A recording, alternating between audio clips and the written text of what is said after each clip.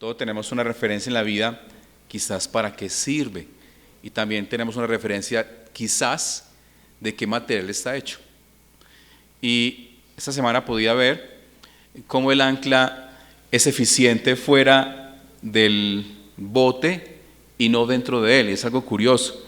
Cómo ese mismo peso dentro del bote al bote no le hace nada, pero cómo lanzar esa ancla fuera del bote hace que el bote esté quieto o no se mueva de su lugar. Y mirando esa figura de un bote levantarse porque las olas pegaban, se levantaba y caía, se levantaba y caía, pero tenía esa referencia de esa ancla que vi dentro de él. Y en nuestras vidas, hermanos, yo creo que es necesario esa ancla utilizarla dentro de nuestro corazón, para que nuestro corazón no sea tan fácil de cambiar, sea tan cambiante ante las circunstancias de la vida, ¿cierto? Entonces, veía esa imagen y veía a Cristo.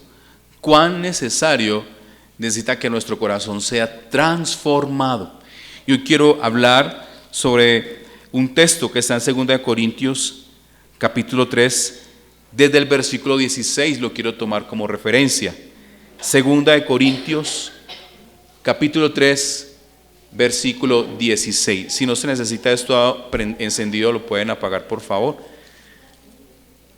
2 Corintios 3, 16. ¿Todos tenemos la palabra? Y dice la palabra del Señor: pero, ¿qué dice? Pero cuando se conviertan al Señor, el velo se quitará. Porque el Señor es el Espíritu, y donde está el Espíritu del Señor, allí hay libertad. Por tanto, nosotros, todos mirando a cara descubierta, como en un espejo la gloria del Señor, somos transformados de gloria en gloria en la misma imagen como por el Espíritu del Señor. Y yo quiero hablar aquí sobre algo, sobre el velo de la religiosidad. El velo de la religiosidad, no que lo tenemos que poner, tenemos que quitarlo en nuestras vidas. Pablo está terminando este capítulo 3 hablando de este tema, pero antes hacía una comparación, una analogía de lo que había sucedido en el Antiguo Pacto, en el Antiguo Testamento. Y Pablo está hablando desde el capítulo 3 y parte del capítulo 2, está hablando de que somos ministros de un nuevo pacto, pero también estamos hablando de la gloria de este nuevo pacto. Y cuando hablaba la iglesia de Corintios, hablándole de que somos ministros de un nuevo pacto, él está haciendo referencia a una inconformidad que tenía la iglesia, a un reclamo que estaba haciendo la iglesia. ¿Y este quién es? ¿Quién envió a Pablo a predicarnos el evangelio? Estábamos viendo que Pablo estaba tratando de apuntar un problema, traerle solución. Pero Pablo trata este problema con un carácter tan diferente, con un celo que había en su corazón. Pero Pablo empieza entonces a hablar con ese carácter de amor, teniendo todo el argumento de recriminarles a ellos cosas, pero dejaba que el amor de Dios obrara en ellos.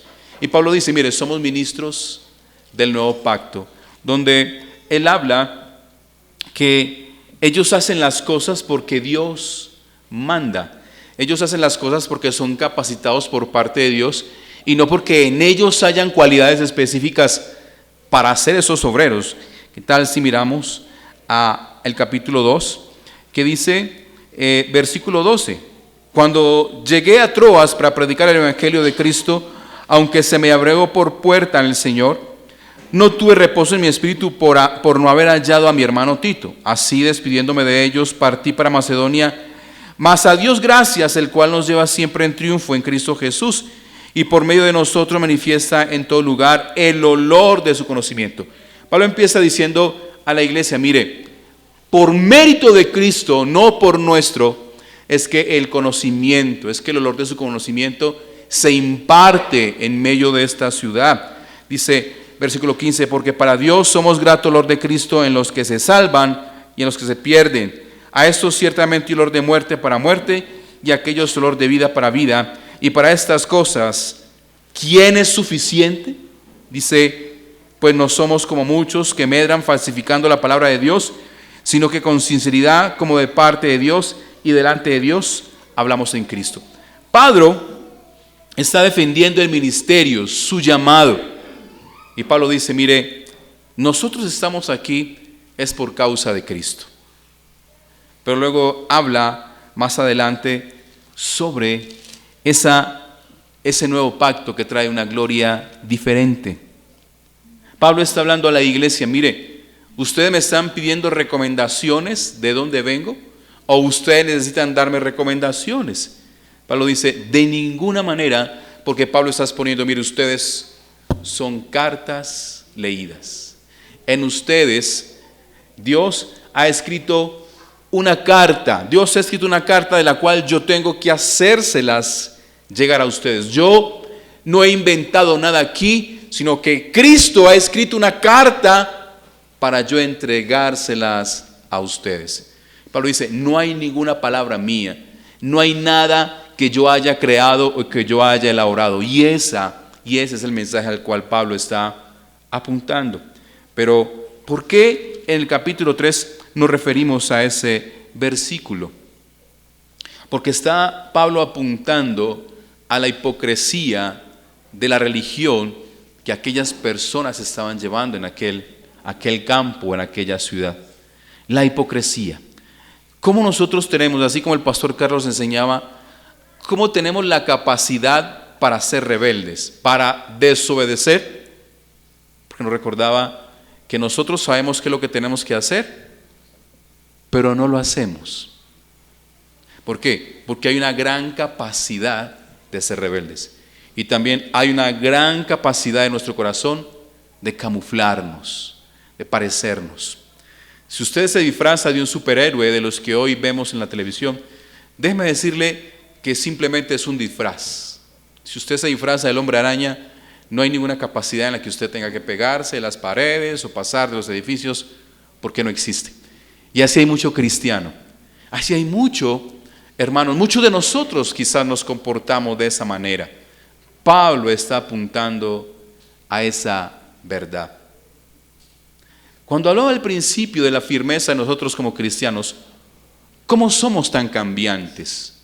Como una invitación, como una situación nos hace reflejarnos más a personas como si fuéramos del mundo que verdaderos cristianos. Nosotros nos cuesta y no tenemos la capacidad de decir sí o no. Nos cuesta verdaderamente eso. Cuando yo me sorprendo, ¿quién inventó la calculadora? Hace días, una semanita atrás, estabas escuchando el japonés, aquellos que inventaron la marca Casio. Ellos empezaron con algo tan insignificante y después pasaron a la calculadora. ¿Cómo ellos empezaron esto? Pero yo me maravillo cuando hoy yo coloco 2 más 2 inmediatamente en fracción de segundos. Su respuesta es ¿cuál? La correcta. Pero nosotros, cuando tenemos que actuar ante la realidad del mundo, inmediatamente titubeamos. Mire, hay cosas, hermanos, que por definición como cristianos usted y yo debemos ya saber qué responder. Hay cosas en la vida que nos va a costar quizás unas horas de oración, otras quizás unos días, unas semanas o unos meses de oración. Pero hay cosas, hermanos, que usted y yo tenemos que tener impregnados en nosotros como esa calculadora. Esa calculadora fue diseñada para decir cuánto es 100 por 2528. ¿Sabe cuánto es? Usted si es un buen matemático. Súmele 2 ceros hacia un lado y ya sabe cuánto es. En fracción de segundos. Y su respuesta es correcta. Pero nosotros no tenemos esa capacidad. Y Pablo está apuntando a eso. Por eso tenemos que sujetarnos a ese nuevo pacto que es glorioso. Y Pablo ahora en el capítulo 3 hay 2 cosas. El ministerio del Espíritu y el ministerio de la justificación. Tenemos que ser guiados por el Espíritu de Dios para poder discernir y entender y saber cómo responder y enfrentarnos a las situaciones de este mundo. Pero somos fáciles para camuflarnos. Somos fáciles para hacernos parecer que somos buenos, que somos creyentes, que somos de Dios. Pero cuando llega la situación y la prueba que a usted le parece algo sencillo, o a mí, inmediatamente fracasamos. Fracasamos cuando su corazón se desborda la ira, el enojo, a la mala respuesta. Mi esposa predicaba hace 8 días, yo allí sentado, hace 15 días, allí sentado, hablaba y podía meditar en mi corazón mientras mi esposa hablaba de cómo serán los últimos tiempos. Y hay una palabra, engaño. Engaño. ¿Cómo queremos engañar? ¿Cómo queremos simular que estamos haciendo algo correcto pero hay engaño? Pero mientras mi esposa meditaba, yo hablaba a mi corazón, pero el engaño más peligroso que nosotros podemos enfrentarnos es al propio, al nuestro, que nos traemos a nuestras vidas contentamiento, como alguien dijo una vez, anestesia, tratando de parecer que las cosas que hacemos no son tan malas ni fastidiosas delante de Dios, pero sabemos que es así. Y yo vengo diciéndole al Señor, enséñame Dios a estar en el lugar que tengo que estar, a estar en el tiempo que tengo que estar, a estar en la condición en que debo de estar, porque eso me va a llevar a glorificarle. Hay lugares donde nosotros no debemos estar, pero el ancla se nos corrió. No, quiere decir que esa ancla aún todavía no está firme en nuestro corazón. Esa ancla no es Cristo, esa ancla es la ancla de religiosidad. Imagínese un ancla de icopor. ¿Usted lo ha visto? Yo no puedo concebir un ancla de icopor. El icopor en el agua flota. Y posiblemente dentro de muchos de nosotros tenemos esa ancla que somos movidos fácilmente. Mire, Cristo no va donde yo estoy. Yo voy donde Cristo está. Yo estoy en donde Cristo quiere que esté. Y entonces Pablo habla de esa nueva gloria, esa forma de vida. Y Pablo hace una analogía de Moisés. Y me temo que Pablo se burla un poco de eso, no ir respetándolo, sino mostrando a aquella gente de aquel tiempo como su ancla era su tradición. Pero también en nuestra sociedad, para muchos cristianos, su familia es un ancla. Porque decimos, primero, mi familia. Pero en su familia hay gente, esta es la tercera vez que lo digo, que odia y aborrece a Dios. Alguien que odia y aborrece a Dios merece mi misericordia y mi compasión, pero no mi aprobación. Pablo decía a la iglesia que no comamos aún con aquellos cristianos que dan un mal testimonio. Es duro. ¿Sabes que la palabra es dura? La palabra nos invita siempre a que esta gente se convierta a nosotros y no nosotros a ellos. Y como muchos de nosotros tratamos de parecernos para agradar, el Evangelio nos lleva a agradar a un solo personaje, a un solo Dios, que es a Cristo. Entonces Pablo se goza, y quiero no ser irrespetuoso de la palabra, pero utiliza algo diferente. Y quiero que leamos del versículo 7, dice, capítulo 3 de 2 Corintios, versículo 7, dice, y si el ministerio de muerte grabado con letras en piedras fue con gloria, tanto que los hijos de Israel no pudieron fijar la vista en el rostro de Moisés a causa de la gloria de su rostro, la cual había de perecer. Dice, ¿cómo será más bien con gloria el ministerio del Espíritu? De lo que yo hablaba inicialmente. Está diciendo, mire, si aquel momento donde Moisés fue llevado a la montaña y allí el Señor le entregó las tablas de la ley, y dice que cuando él descendió había una forma especial en Moisés. ¿Qué se reflejaba? La luz, el resplandor, la gloria de Dios en su rostro. Como mucho necesitamos luces artificiales y querernos parecer para que se nos ilumine a nosotros algo que no somos. Pero Moisés nos da a entender que cerca de Cristo es que nosotros resplandecemos. Eso habla Isaías. Eso habla la palabra del Señor, como Él hace resplandecer su rostro sobre nosotros. Y está hablando de algo. Aunque eso es glorioso, hay algo mejor que eso. Y entonces desciende Moisés del monte con su cara iluminando. Y entonces la gente tenía temor de acercarse a él. Porque les daba temor de Dios. Porque sabían que el Dios que ellos conocieron era un Dios que paga a cada uno conforme a sus obras. Que Dios no tiene al impío por inocente. Que Dios menosprecia a aquel que menosprecia su palabra. Que el Dios no honra al que le deshonra. Ellos sabían que Dios con el castigo y muchas veces con la muerte era que enseñaba a la gente a encarrilarse. Cuando ellos veían a Moisés, ellos entendían que él había estado con Dios, que Dios había hablado, que Dios tenía un mandamiento, que Dios estaba no sugiriendo algo, estaba mandando algo. Cuando usted viene el domingo y cuando usted y yo nos acercamos a la palabra no nos sugiere. La palabra nos demanda. Y Pablo dice, esa ley en la cual nosotros nos acercamos, cuando yo me acerco a la palabra, yo puedo notar dos cosas: lo malo y lo perverso que soy yo, y lo bueno, lo justo y lo santo que es Dios. Eso es lo primero que yo veo. Y aún Pablo le dice a Corintios, pero hoy hay una gloria mejor que esa, no esa ley que mata.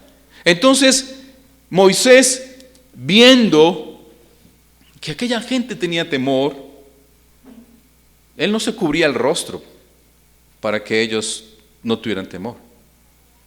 Él se cubría el rostro porque sabía que en su humanidad era insuficiente de aguardar y de llevar esa gloria bendita. ¿Y sabe qué hacía? Se colocaba el velo, una forma fallida de mostrar de que yo soy de Dios. Y él era un hombre de Dios. La palabra dice, un profeta de Dios, un hombre de Dios, un hombre obediente, un hombre lleno de fe. Pero Pablo nos hace esa figura de cómo somos capaces nosotros de ser esquivos a la verdad, a la realidad. Y Pablo aún dice, aún hay algo mejor que ello. Aunque Moisés tenía que cubrirse ese velo, mire lo que dice la palabra del Señor, el versículo 10. Porque aún lo que fue glorioso no es glorioso en este respecto en comparación con la gloria más eminente. Porque si lo que perece tuvo gloria, mucho más glorioso será lo que permanece. Pablo está apuntando a eso. Pablo está mirando esa figura, ese suceso. Dice, pero eso se desvaneció. Como cuando usted viene a la iglesia y sale vivo, pero a la media tarde se desvanece ese amor, ese cántico que le levantó a Dios. Espíritu de Dios, llena mi vida. Y luego a la hora usted se vació, porque algo me hizo enojar, salir de mis casillas. Una cantidad de situaciones que nosotros enfrentamos en el caminar. Eso nos muestra la incapacidad aún de doblegar nuestro carácter. Mire, usted y yo no somos capaces de doblegar nuestro carácter si no nos sometemos a Cristo. Usted y yo no somos capaces de cumplir una promesa si no nos sometemos a Cristo. Ningún hombre es capaz de cumplir la promesa de ser fiel a su esposa, o su esposa a su esposo, o sus hijos a sus padres, si no nos sometemos a Cristo. Y Pablo dice, aunque eso tenía gloria, era insuficiente. Y dice el versículo 12, así que teniendo tal esperanza, usamos de mucha franqueza. Pablo está diciendo, mire, aunque tenemos una esperanza en esa figura, yo voy a hablar con toda verdad. Yo voy a hablar con la libertad. No me lo voy a echar enemigo de ustedes porque estoy hablando mal de Moisés. Voy a hablar con toda verdad. Y no como Moisés, que ponía un velo sobre su rostro para que los hijos de Israel no fijaran la vista en el fin de aquello que había de ser abolido. ¿Por qué se colocaba Moisés un velo? Para que la gente del pueblo no se diera cuenta que la gloria del Señor ya se había desvanecido. Es triste. Cuando la gloria era radiante en su ser, el velo estaba arriba. Usted y yo nos comprometemos con la oración. Usted, servidor, se compromete con el servicio, con colaborar en la iglesia. Pero llegan las circunstancias de la vida y entonces se coloca el velo, tratando de hacernos parecer a nosotros. Nos puede engañar fácilmente a nosotros los mortales, pero a Cristo no. Y Pablo está apuntando, voy a tomar de excusa a un hombre que ustedes siguen mucho, Moisés. ¿Por qué él entonces actuaba de esta manera? Porque nos mostraba que Moisés tenía que vivir entonces cada 40 días en la gloria con el Señor. ¿Cuánto tiempo estuvo Moisés allí en el monte recibiendo las tablas de la ley? Decía la palabra que él ayunaba constantemente, que él vio el rostro de Dios. Él tenía un contacto con Dios, pero cuando descendía al mundo, ¿qué pasaba? Es que es muy difícil ser bendecido. Esta gente me robó la bendición. Su desobediencia, su hipocresía, su dureza. Nosotros somos fáciles de quitarle la bendición a otro. Y uno le dice, hermano, no se deje robar la bendición, porque somos incapaces. Y entonces Pablo le dice a la iglesia, ese hombre con ese velo en su rostro era para que los otros no se dieran cuenta que eso que es glorioso, que se iba desvaneciendo y que no permanecía. Pero nos estaba mostrando una figura de Cristo. Nos estaba mostrando la figura de Cristo. Dice, el que es de Cristo permanece. Y dice el versículo 14, pero el entendimiento de ellos se embotó. ¿Qué dice la palabra? El entendimiento se endureció. ¿Cuántos de nosotros hemos sido duros? Y somos duros. Sí, nuestro entendimiento se endurece, porque no queremos doblegar nuestro corazón. Por eso ahorita hablábamos del ancla en nuestro corazón. Que esa ancla que es Cristo nos permanezca firme en Cristo. Mi oración esta mañana mientras conducía le decía, Señor, el tiempo, el lugar, la ocasión es tú, eres tú. Mi tiempo no es el tiempo del mundo. El lugar no es cualquier lugar del mundo. La ocasión no es cualquier suceso del mundo. Decía, que seas tú. Que tú seas mi tiempo, que tú seas mi lugar y que tú seas mi causa. Una de las cosas hermosas que yo veo en Moisés, cuando miramos aquel pasaje, cuando tiene una conversación con el Señor y le decía, Señor, no hagas tal cosa, no vayas a castigar a tu pueblo, no lo vayas a exterminar. ¿Qué va a decir la gente de las otras naciones de ti? ¿Qué le importa más a Moisés? La gloria de Dios, el testimonio de Dios, el nombre de Dios. ¿Será que tu vida testifica de Dios? ¿Tu vida engrandece el nombre de Dios? ¿O le importa más mi jefe, mi familia, mi hijo, mi esposo? Vuelvo y le digo, Moisés, aunque Pablo toma esto como algo en que no lo está descalificando, pero le está diciendo, hay algo mejor que eso. Tomamos de Moisés, que siempre apuntó, Señor, ¿qué va a pensar las otras naciones de ti? Esa es nuestra actitud. ¿Qué va a pensar mi jefe cuando yo digo que soy cristiano, que temo de Dios, pero esta es mi condición, esta es mi conducta? ¿Qué va a pensar mi hijo, mi hija, mi esposa, cuando digo que soy creyente, soy un hombre de Dios, pero conocen mi conducta? Lo que nosotros hacemos, lo hacemos para que Dios sea glorificado. Entonces por eso Pablo viene diciendo, hasta ustedes desde ese tiempo, ellos endurecieron su corazón, pero nosotros también. Dice el versículo, pero el entendimiento de ellos, versículo 14, se embotó, se endureció, porque hasta el día de hoy, cuando leen el antiguo pacto, les queda el mismo velo no descubierto. ¿Qué está hablando? El mismo velo no descubierto, el cual por Cristo es quitado. Ellos piensan que en esa forma de vivir ahí hay poder y hay algo. Que hay un velo, pero detrás de ese velo ya no hay nada, no está la gloria de Dios, no está la presencia de Dios. En esa forma de vivir, ese velo que nosotros nos colocamos, esa careta que nosotros nos colocamos, pero posiblemente ya Cristo está diciendo por allá: hijo, estás andando solo. Hija, hijos, están tomando decisiones solos. Estamos dejando a Dios de un lado. Estás caminando solo por ese precipicio. La vida tuya y la mía es esta. Esa es una línea de vida. Los que trabajan en el tema de seguridad y salud en trabajo saben que es una línea de vida. Y aún con esa línea de vida, lo que quiere preservar es ¿qué? Mi vida. Es lo mismo Cristo. Estamos por este camino. Por ese camino tiene un precipicio que es el mundo. Tiene otro precipicio que es el infierno.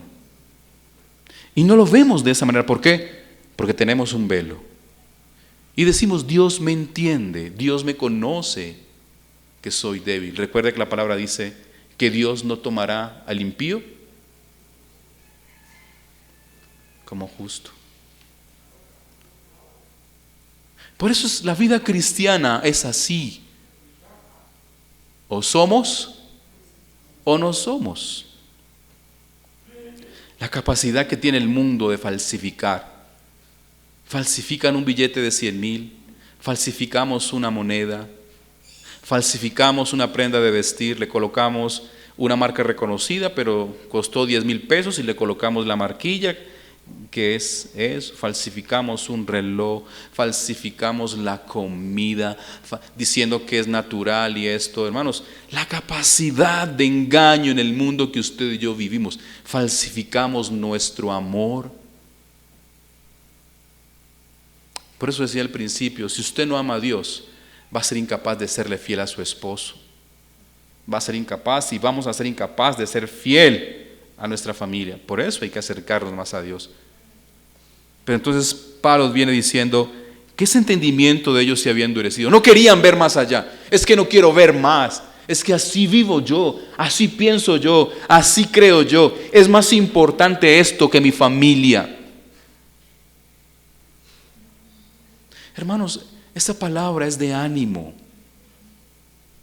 Esta palabra es de consejo, porque en el antiguo pacto nosotros éramos merecedores ¿de qué? De muerte, de ser apedreados. Pero hoy Dios nos muestra en su nuevo pacto justificación, el ministerio de la justificación y el ministerio del Espíritu. Cuando usted y yo entendemos que somos justificados, que se me ha pagado una deuda impagable, que se me ha perdonado, que se me ha quitado la culpa, que soy un hijo de Dios, ¿cómo no vivimos de esa manera? Usted y yo tenemos la capacidad de amar mucho un vestido, unos zapatos, un blue jean, un libro, cosas. Pero tenemos la incapacidad de amar tanto a Dios, que es el todo de nuestra vida, que es el que se despojó, hizo todo por nuestras vidas. Nos cuesta, hermanos. Y cuando Pablo empieza a traer ese mensaje de esperanza, dice, versículo 15, y aún hasta el día de hoy, cuando se lee a Moisés, el velo está puesto sobre el corazón de ellos. Un judío cuando lee Isaías, para un judío el profeta Isaías es de los mejores personajes en su vida espiritual, pero no se quieren encontrar a Cristo en Isaías. Por eso para ellos hay un capítulo, Isaías 53, que para ellos no lo quieren leer, porque no quieren ver a Cristo ahí, porque tienen ese velo de su tradición, porque tienen ese velo de su familia. Primero mi familia, primero mi trabajo, primero esto, primero. La palabra dice, honremos a nuestros padres, ¿cierto? ¿Cierto que eso dice la palabra del Señor? Honrémoslos. Pero por encima de ellos está ¿quién? Dios.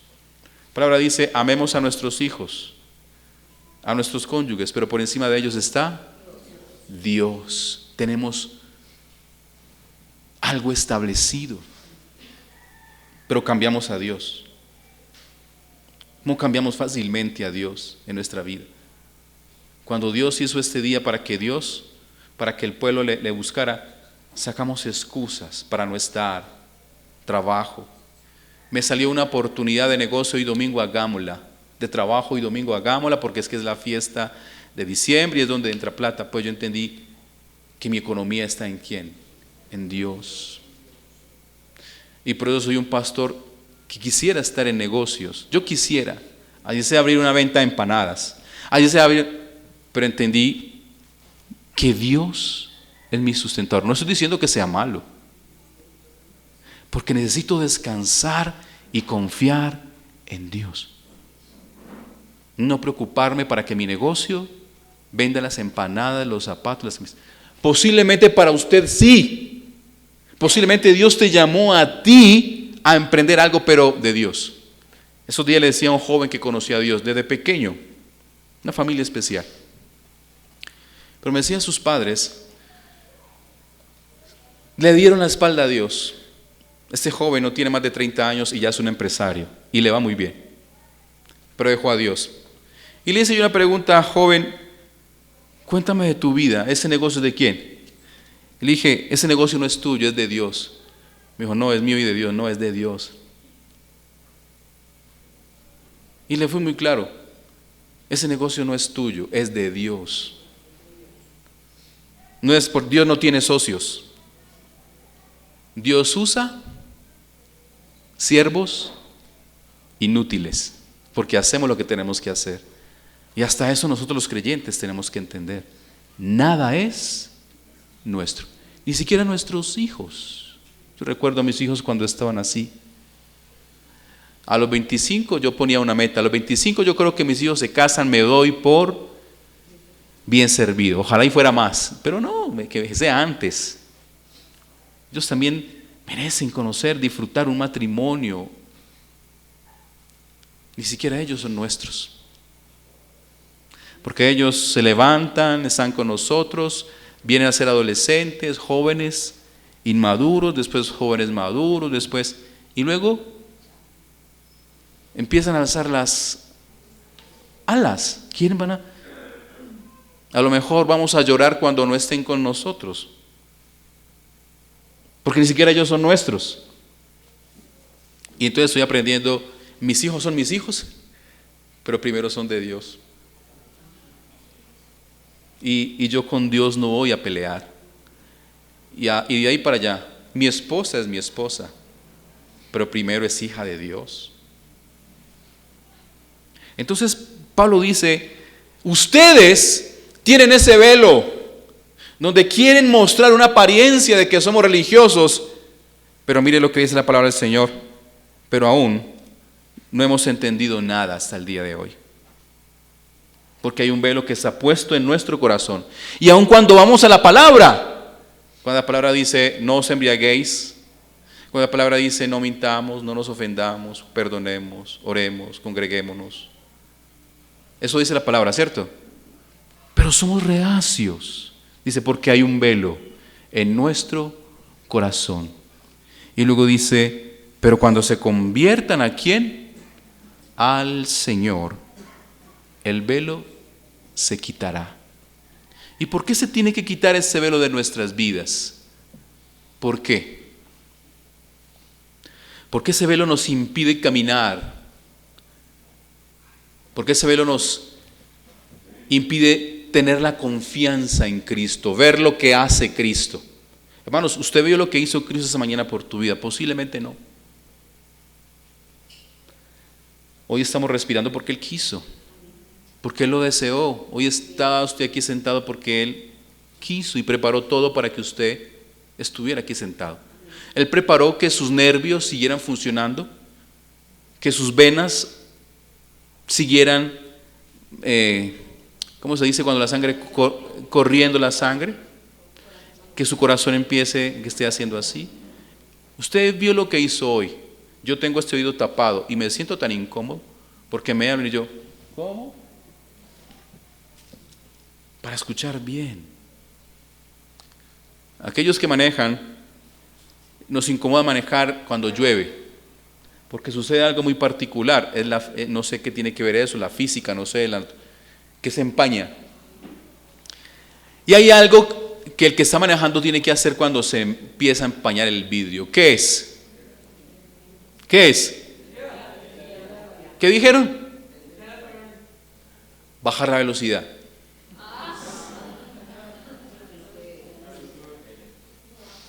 ¿Cierto? Prender luces, obviamente colocar. Porque cuando usted prende el aire inmediatamente, él no, se demora unos segunditos. Entonces hay que bajar la velocidad. Prender luces. Algunos colocan estacionarias para que vean el camino, que hay un carro que está en la neblina o está empañado, no se puede ver, porque si no usted se sale de la vía, aparece en un rincón, aparece adelante de un camión o se llevó a una persona. ¿Por qué tiene que quitarse el velo de nosotros? Porque corremos un riesgo, porque corremos un peligro. El velo de entender de lo que Cristo estableció no cambiará. Yo no entiendo por qué hay jóvenes que cuando llegan a los 14 años, 11, 12, 13, ya no quieren saber nada de Cristo.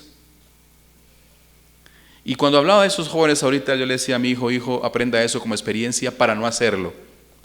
Porque esos jóvenes están ahí parados por la oración de sus padres. Quítele la oración a sus hijos y sus hijos son carne de cañón para el mundo. ¿Por qué sus hijos están ahí vivitos y coleando? Nuestros hijos, por la oración, por la misericordia de Dios. Dios dice, voy a guardarlos por medio de su oración. Y hay tantos que les fastidia venir a orar, que nos fastidia venir a ayunar, que nos fastidia venir. Perdone, jóvenes, pero me da mucha pena cuando los veo a ustedes sentados y no son capaces de levantar las manos a Dios. Cuando Dios quiere, simplemente no quiere vivir para mí. Conozco jovencitas, aquí vivimos, una familia que vivió con una jovencita, a temprana edad, un cáncer, y ya. Pero qué triste te decir, te amo simplemente en los últimos años de mi vida porque tengo esto. No quiero traer terror, estoy hablando una carta que Cristo me está diciendo en la Biblia. ¿Para qué cuando ya no se puede? Qué fastidio para ustedes jovencitos. Están mis hijos, sus hijos y los de los demás. Y hasta nosotros. Qué fastidio cuando venimos a la iglesia y no cantamos verdaderamente al Dios que te da la vida a ti, que te ha guardado, que te ha sustentado. Usted no vive por causa de sus padres. Dios utiliza a sus padres como instrumento para que usted tenga una vida digna. Pero quite a sus padres de su vida. Quite un ojo de su vida. Quite un poquito de lucidez a su vida. Dios le quitó a un hombre muy poderoso unos meses de lucidez en su vida. ¿Cómo se volvió? Como una bestia. ¿Por qué nos cuesta, hermanos? Porque hay un velo. Y porque posiblemente ese velo ha sido infundado también desde nuestras casas. Lo hemos nosotros hecho notorio. Pero dice, cuando se conviertan, ese velo será quitado. El velo que no nos deja ver que Dios es el que nos provee, que mi vida depende de Dios, que mi paz depende de Dios, que mi seguridad depende de Dios, que el propósito que tengo adelante depende de Dios.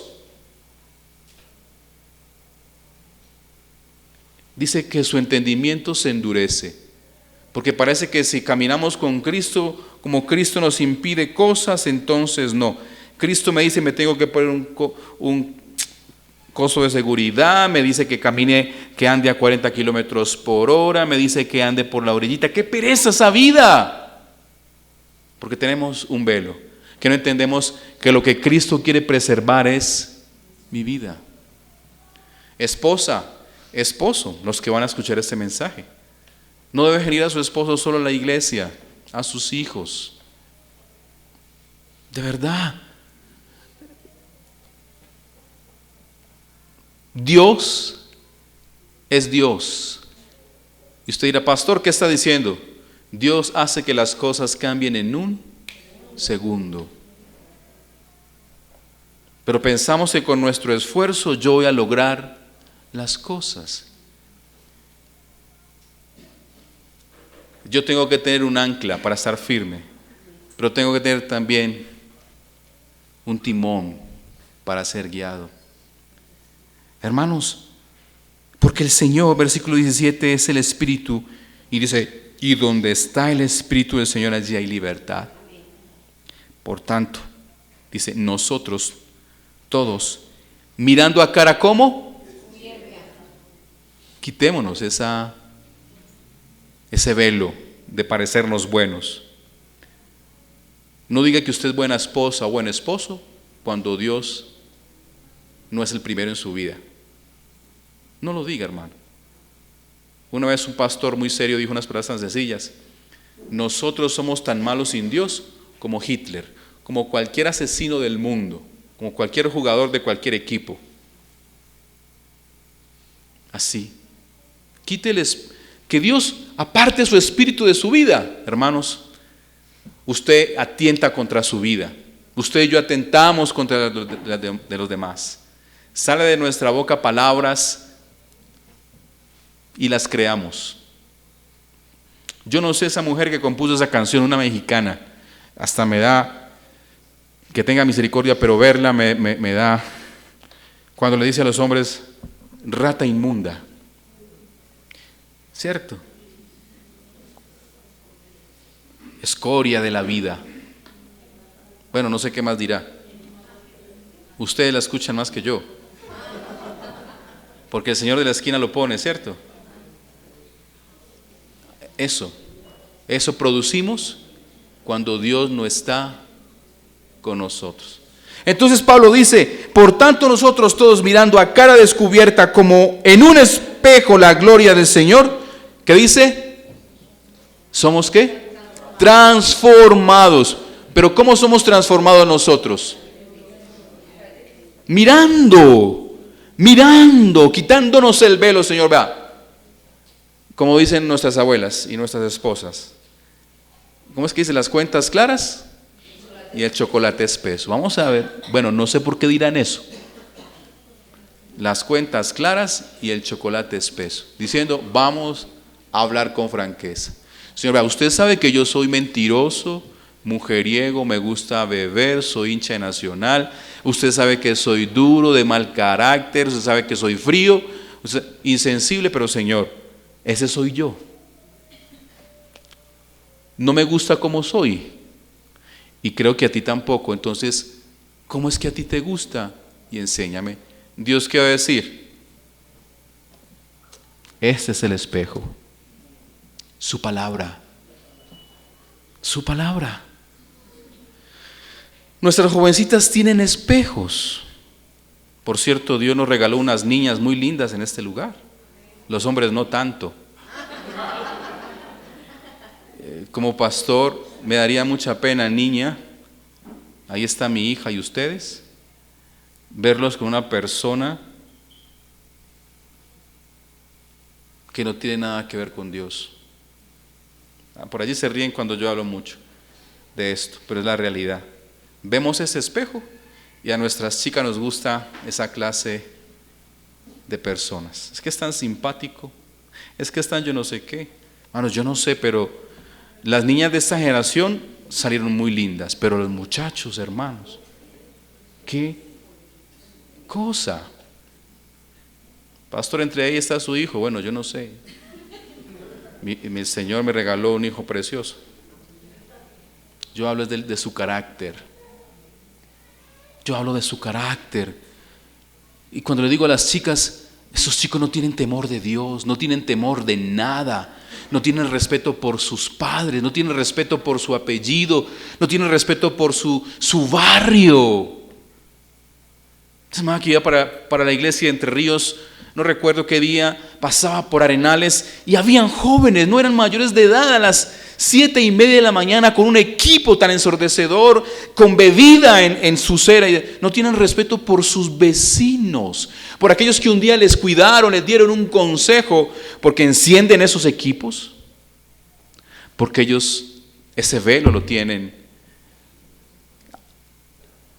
lleno de moho, de rastrojo, y no les permite ver. Y esas son los chicos que nuestras chicas quieren buscar. Por eso dice, miremos en Cristo. Y cuando yo miro a Cristo veo lo sucio que estoy, lo duro que soy y veo lo bueno que es Él. Y dice, miremos como en un espejo la gloria del Señor. Dice, somos transformados como de gloria en gloria. Mucho mejor que el de Moisés. Dice, ya nos podemos descubrir el velo porque somos lo que somos. Sí, soy terco, pero sé que el Señor me va a ayudar. Sí, soy intemperante, pero sé que yo no niego eso, el Señor me va a ayudar. Señor, ayuda a este pobre intemperante, mal geniado. Pero reconozcamos, una de las cosas que Pastor Yomar le predicaba a los jóvenes hermanos, no niegue su realidad. Jóvenes se perdieron esa actividad. Qué palabra tan preciosa. Cuando un borracho dice, es que yo no tengo problemas con el alcohol, es el primer problema que tiene que. Joven, no niegue su realidad. Y eso el Señor nos está diciendo en la iglesia, cuando miramos en el espejo, yo no puedo colocarme en un espejo y decir, uy, qué cuajo, qué talla. Tengo que mirar la realidad. Muchos les gustarían esos espejos que parecen gorditos porque son alterados. Entonces usted se ve gordito y dice, no, estoy bien. Un espejo que nos ayude a ver la realidad. Dice, somos transformados de gloria en gloria. Dice, ¿en qué? En la misma imagen, como por el Espíritu del Señor. ¿Y qué imagen me muestra ese espejo? Cuando usted ve la palabra, ¿a quién ve? ¿A quién? A Jesús. Señor, yo quiero parecerme a ese Jesús. Y por la palabra nos vamos a parecer. Servidores, les hablo con mucho amor. No se confíen. No nos confiemos. Te lo digo con todo el amor. Yo aprendí a entender que esta obra no es mía. Y cuando el Señor me quiera llevar, me lleva. Y no tengo ningún problema que el Señor me quiera llevar. Pero algo que yo les pido es Dios. Es Dios su principal y primordial motivo, causa. No es ninguna festividad, no es ninguna profesión. Pastor, ¿y cómo vivo esto? Por eso, mírese en Cristo. Porque a veces la gente piensa que los pastores tenemos respuesta para cada una de sus situaciones. No, yo le conduzco a Cristo.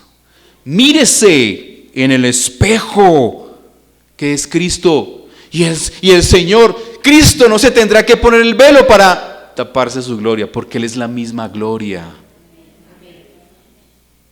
Él es la misma gloria. Y me va a enseñar a ser el joven que Él quiere que sea, el matrimonio que queremos que sea, el varón, la mujer. Cristo no va a hacer esto, porque podemos verle a Él, podemos libremente acercarnos a Él. Si usted no sabe pensar, el Señor nos enseñará a pensar.